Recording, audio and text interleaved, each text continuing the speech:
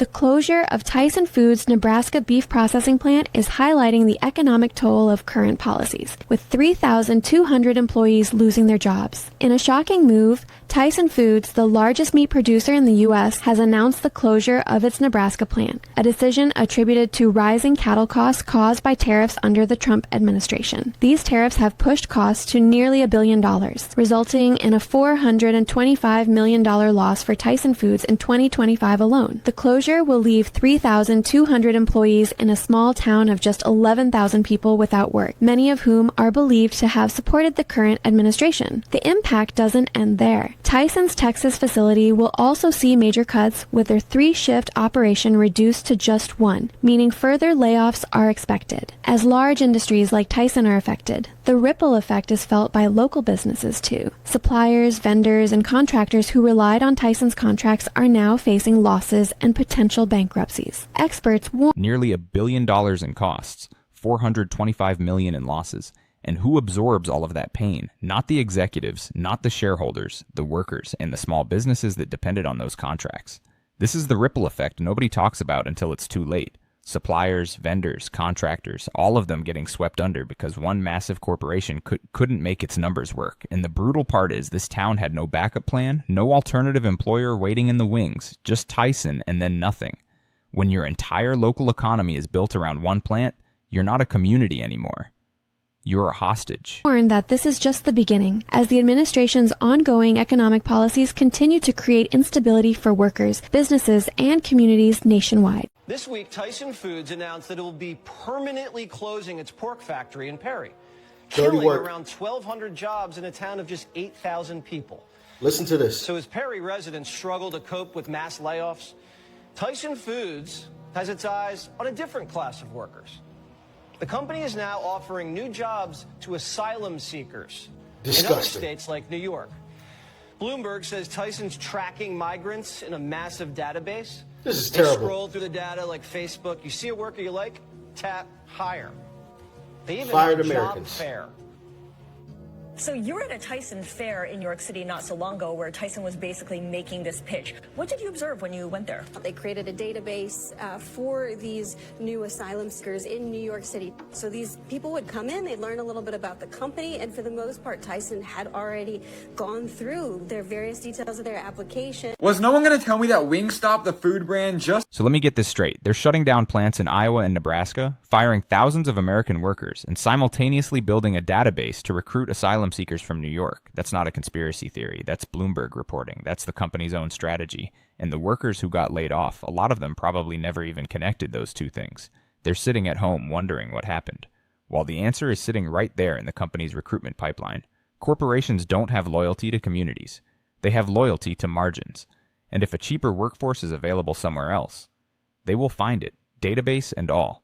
This is the conversation that should be happening instead of all the noise about chicken brands and TikTok drama. got exposed for using Tyson chicken as their food. Yes, you heard me right. The Tyson chicken brand that you can see at Walmart for like $8, and then Wingstop is over here selling it for $16 at retail for restaurants. And it is bad, man. I mean, the Wingstop TikTok page is literally just getting obliterated. Like, literally search up Wingstop. Everyone is absolutely furious. Like, they're getting so bashed in the comments in every single one of their videos. And not only that, you're gonna probably see multiple videos of just straight up creators crashing out on Wingstop because they feel like they've been scammed. They feel like they don't support the brand anymore. They're just so mad that this whole time they've been eating some Tyson chicken over some actual Wingstop wings. It's maybe a wild take, but I'm not gonna lie, I'm not too surprised about this because it is Wingstop, bro. It's basically fast food. I don't know that famous saying, the idea of getting Wingstop is actually better than actually getting Wingstop, because once you get Wingstop, you're like, oh wait, this food's kind of like mid. I don't know, it's just crazy that they're getting exposed for this because this whole time they've been doing this whole scheme around Tyson chicken and they've just been keeping it on the down low and they just got exposed in front of everyone. People online are furious after Wingstop was allegedly exposed for using Tyson chicken, and many customers now say they feel completely scammed. The controversy exploded after viral videos claimed the same Tyson chicken products sold in grocery stores like Walmart are allegedly the same chicken being served at Wingstop restaurants for much higher prices. Since Tyson chicken can be bought relatively cheap at retail stores, many people were shocked that Wingstop meals cost so much while possibly using mass-produced supplier chicken.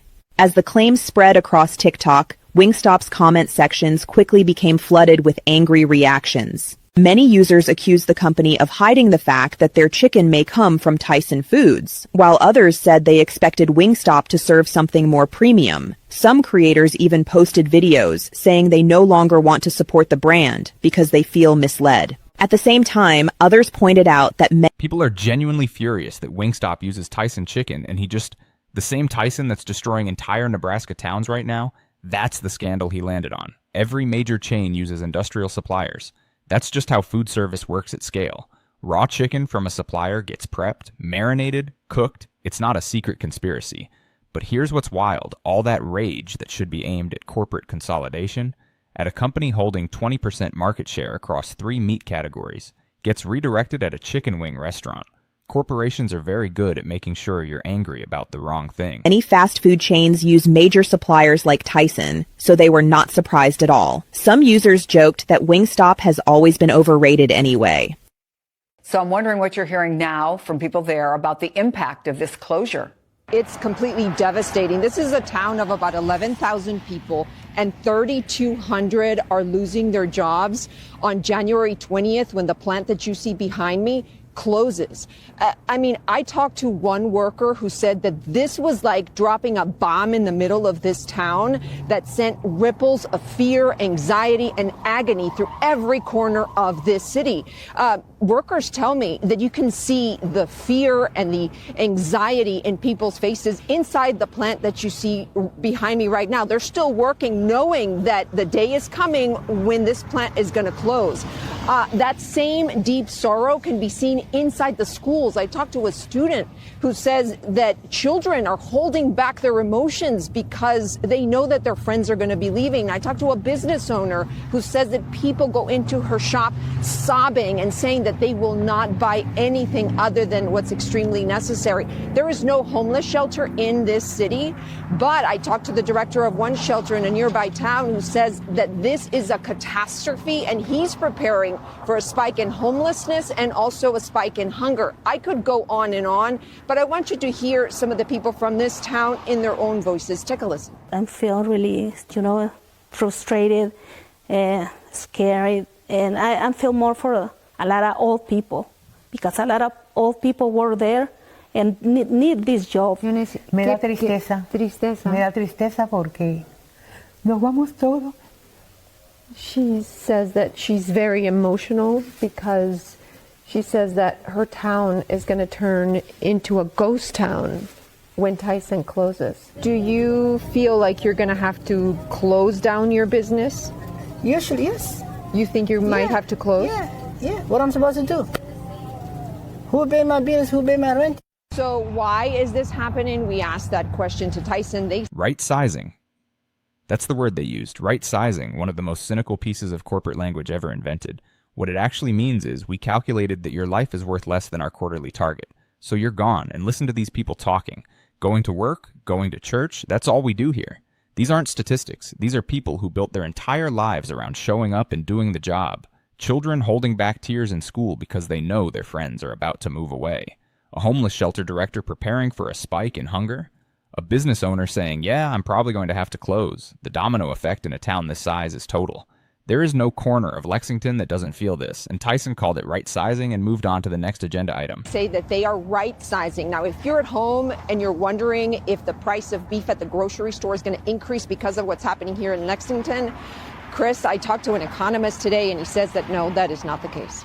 The 3 worst chicken brands in the USA. Never buy if you want to stay alive. Number 3, Tyson Foods. Tyson has been hit with over $221 million in fines for food safety violations over the years. In 2023, their chicken was linked to a listeria outbreak that hospitalized multiple people. They process over 35 million chickens per week, raising concerns about quality control. Whistleblowers have even claimed unsanitary conditions and employee abuse inside factories. Number 2, Foster Farm. In 2022, Foster Farm's chicken tested positive for salmonella contamination at a rate of 26%, nearly double the national average. The USDA flagged the brand multiple times, Yet their products still hit store shelves. They recalled over 150,000 pounds of chicken due to metal and plastic contamination. In one plant, inspectors found cockroach infestations 4 separate times. Number 1, Pilgrim's Pride. Owned by a Brazilian company convicted in the world's largest meat bribery scandal, Pilgrim's Pride is riddled with shady practices. In 2021, they paid $110.5 million to settle price-fixing charges. Their chicken was found to contain high levels of arsenic-based additives used to fatten birds unnaturally fast. Some of their farms were exposed for boiling chickens alive due to mechanical failure.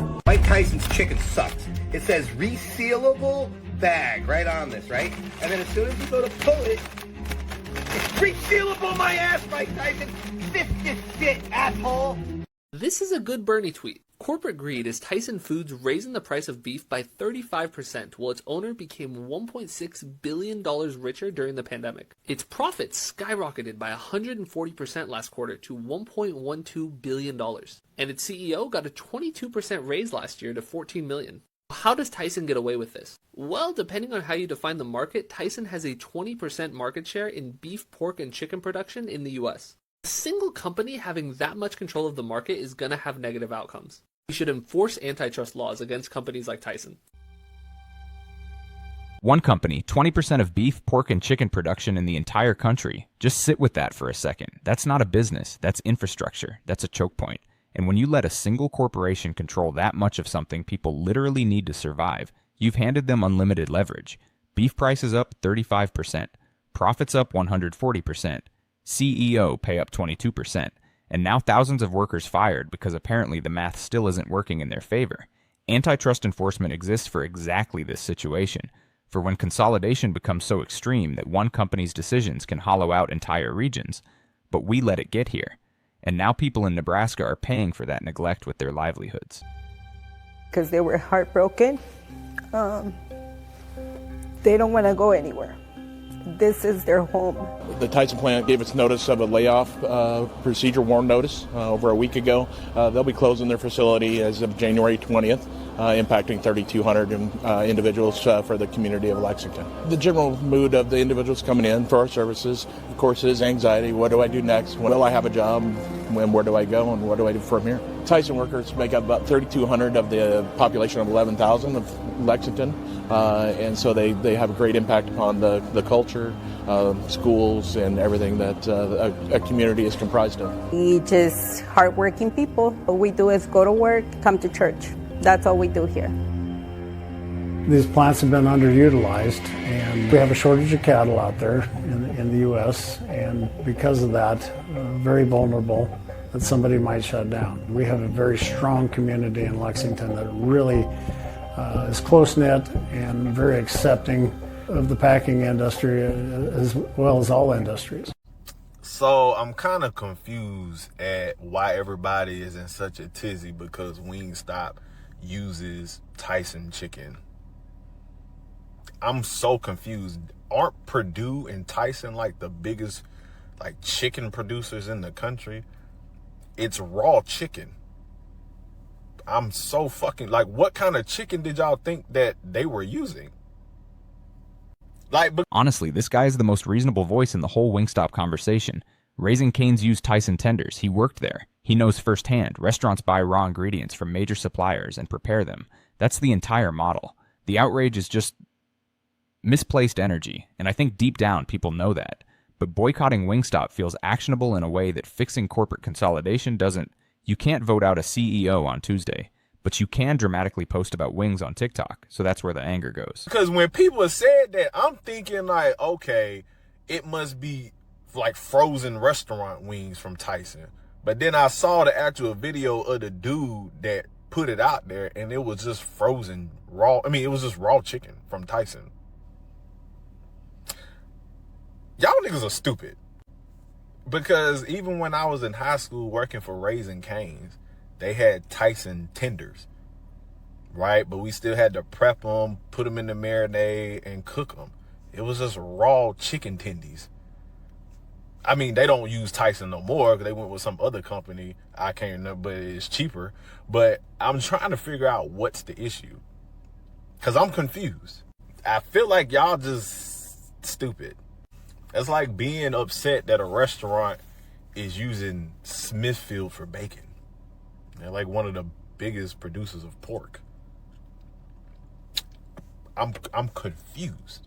So can somebody explain to me what the issue is? Like, what's the real issue? Because I'm lost. I'm lost. A Nebraska city left shaken as Tyson announced just before the holiday season that it would soon be shuttering its plant in Lexington, silencing the beating industrial heart of the community. Steam pours from the rooftops of Tyson Foods, hanging over the semis wheeling in and out. To some in town, it may as well be shadows curling overhead. They feel like their life is over. The announcement came Friday. Around 3,200 jobs in the city of 11,000 would disappear come late January. They don't even want to take the holidays off now. They don't even feel like there is anything to celebrate. A shock for Lexington Public Schools, whose student body speaks more than 20 languages. Half of our kids have parents that work at the plant. For the time being, just supporting our families, supporting our kids. It's day by day, but many are still hopeful Lexington can rally through the disaster. My message is don't panic, stay strong, and there are resources to help us get through this. You can find this full story on KTV. Don't panic, stay strong. There are resources. I hear the mayor trying to hold the community together, and I respect it. But let's be honest about what these words can and cannot do. When 30% of a town loses their income simultaneously, when half the school's kids have parents who just got laid off, when the tax base that funds police, fire, roads, and schools starts collapsing, no resource allocation fixes that. These towns don't usually recover. They slowly empty out. Property values drop. Younger people leave for cities. The ones who can't leave get stranded in whatever's left. This is how you get towns that haven't recovered from a plant closure. 20 years later, you get a mayor still saying stay strong to a fraction of the population that used to be there. The resources help at the margins. They don't replace what's been taken. If you want a live review of the impact of corporate greed in America, you need to look no further than what's happening right now in Lexington, Nebraska. Hi, my name is Beverly. I'm a Chief Operating Officer and your Chief Empowerment Officer. Tyson Foods, yes, those chicken nuggets, announced that they are laying off 3,000 of the 11,000 people who live in Lexington, Nebraska. 30% of the town is going to lose their jobs. 30%.